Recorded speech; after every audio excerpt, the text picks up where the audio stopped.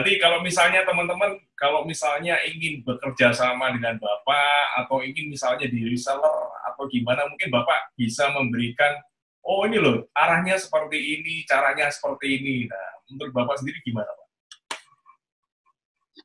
Ini kan kalau saya ini kan memang di Rhino ini kan kita itu lebih banyak eh, new entry entrepreneur gitu ya Pak. Jadi karena kita paket usaha kita mulai dari 11 juta aja Pak. Oh, berarti Jadi paket usahanya juga ya? Dari benar, itu kan paket usaha paling basicnya itu aparel itu 11 juta. Jadi buat teman-teman yang pengen usaha nggak sulit kok. Kita lihat dari teman kita dari keseharian kita sendiri. Sekarang ini banyak banget yang kita itu kalau kumpul main sepeda pengennya bajunya sama. ya, komunitas-komunitas. Ya, komunitas-komunitas. Kita kalau misalnya ibu-ibu arisan mau fotonya pakai baju sama, gitu ya. Anak-anak sekolah pakai baju sama. Orang pacaran, cowok cewek pengennya kapelan, gitu ya. Terus company-company butuh baju untuk brandingin dia punya karyawan, gitu ya. Ya, Nah, dari sana dia udah bisa mulai Pak, gitu loh. Mulai untuk usaha di bidang ini gitu loh. berarti itu ya, kesempatannya dibuka ya ikut aja, paket-paket usahanya, nanti di sana juga ada Benar. juga Pelatihan juga Pak, ada pelatihan. Jadi ketika beli paket usaha dia akan diajarin gitu loh Pak. Gimana sih cara mengoperasiinnya?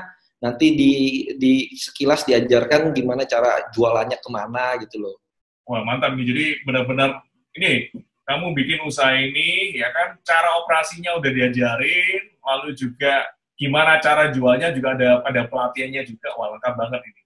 Iya, Cocok. karena kan kalau kita nggak seperti itu, orang udah beli, tapi dia nggak bisa jualinnya atau nggak sukses kan sama aja Pak. Ya, Ya, tapi bisa repeat order nanti. bener, nggak bisa repeat order, consumable kita juga nggak jalan, ya terus visi kita untuk mendukung UMKM juga nggak jalan, jadi yang ada cuma jadi entrepreneur musiman gitu loh Pak. Entrepreneur musiman, ya, betul-betul. Iya.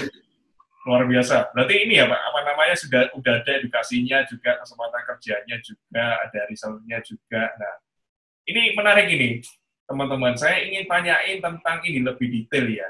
Mungkin kalau misalnya Rino Indonesia, ini kenapa kok misalnya Pak Henry memilih masuk ke ini, ke Rino Indonesia. Dunia yang namanya printing itu kan banyak ya, nggak cuma kaos saja ya, ada yang namanya emblem, ada yang namanya mug, tapi kok kenapa Pak Henry ini masuknya ke ini, ke baju ya? Gini, Ke t-shirt ya? Mungkin ada ceritanya itu Pak, atau mungkin ada Blue Ocean di balik itu. nggak sebenarnya gini Pak, kita nggak hanya baju gitu loh, nggak hanya Polyflex yang tadi saya bilang kan inovasi berkembang. Jadi saya Reno Indonesia juga ada sublim gitu ya, apa namanya souvenir Pak. Jadi juga, ya. ya souvenir, jadi kayak namanya frame foto, tumbler, mug gitu loh. Yang beda gini loh, yang beda sebelum itu semua udah ada Pak. Iya. Yang namanya printing itu kan salah satu bisnis tertua lah Pak, dari dulu cetak segala macem. Yang bedain itu saya ketika masuk, kenapa saya pilih itu di level new entry-nya Pak. Kalau dulu, kalau orang ngomong 5-6 tahun yang lalu atau 10 tahun yang lalu, bisnis apa? Digital printing. Wih, duitnya banyak nih. Karena kita kepikirannya tuh orang yang digital printing itu musiknya mahal-mahal Pak, ratusan juta. Nggak besar-besar gitu, ya, miliaran. Bener gitu loh. Nah, ini loh. Jadi saya itu selalu melihat peluang di mana ada gap kekosongan, di mana orang mau mencoba baru, bisnis baru, mereka tapi mempunyai pemahaman yang belum, makanya diedukasi, sama uang yang masih terbatas Pak. Karena kan orang mau usaha itu namanya UMKM itu kan mereka masih ada ketakutan juga untuk mulai. Jadi, nah karena dari sana saya lihat, oh ini ada loh, gitu loh. Ada segmen yang belum tersentuh, segmen pemula. Maka dari itu saya pikirin, jadi dari misalnya Polyflex, dari sablon baju gitu ya kan, baju kan udah banyak sablon dulu ya kan. Kita lihat new entry-nya itu pakai bahan apa sih Pak? Makanya adalah Polyflex gitu loh Pak. Ya. Nah terus begitu juga karena kita di bidang, kita clear, sangat clear, kita itu di bidang custom digital printing. Jadi kita itu sesuatu yang custom. Custom itu berarti kita maunya kuantitinya tuh nggak banyak, yang kuantitinya tuh nggak banyak Pak, yang bukan Bisa. mass production. Halo? Perempuan pun bisa ya anggapannya. Halo? Jadi hitungannya satuan. Iya, jadi nah kita karena kita punya tujuannya udah clear Pak. Jadi dalam pemilihan produk di digital printing ini kita lihat semuanya new entry, sama seperti misalnya custom mug buat souvenir. Gitu ya. Saya punya mesin yang harganya cuma 50 juta yang terjangkau, tapi bisa bikin custom banyak Pak. Botol, tumbler, frame foto, terus mug gitu ya.